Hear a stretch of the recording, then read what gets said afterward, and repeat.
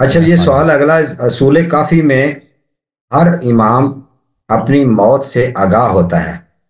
جب تک وہ نہ چاہے اسے موت نہیں آ سکتی، اور اس سلسلہ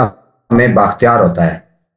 تو کیا آپ سمجھتے ہیں کہ ایسا عقیدہ، کیا آپ یہ نہیں سمجھتے کہ یہ عقیدہ قرآن مجید کی ان آیات کی صریح خلاف ہے جس میں لکھا ہے کہ موت کب آئے گی؟ دوسرا نقطہ اگر کہ میں وہاں قتل ہو جائیں، اچھا چلیں وہ نقطہ میرے طرف سے چھوڑیں۔ وہ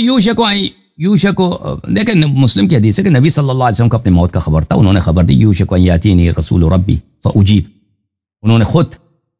حجۃ الوداع میں کہا کہ بہت قریب میری موت آنے والی، رسول صلی اللہ علیہ وسلم کو پتہ تھا، انہوں نے خبر دی تھی۔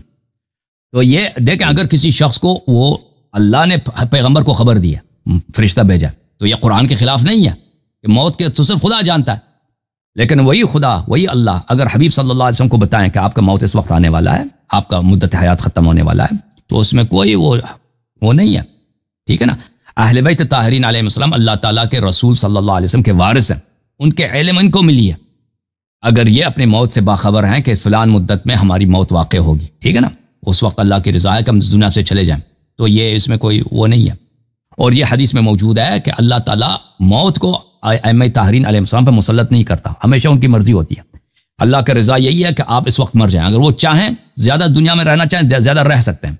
ان کو یہ آپشن ہے،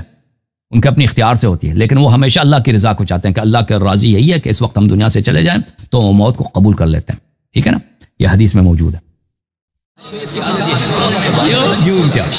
جھوم جاؤ پرواز کرو، کیوں فخر سے سر اٹھا، کیونکہ اللہ تعالیٰ نے تمہیں انتخاب کیا، صراط حق پر صرف تم ہو، صراط ایمان پر صرف کیا، کیونکہ اللہ تعالیٰ نے تمہیں انتخاب کیا، صراط حق پر صرف تم ہو، صراط ایمان پر صرف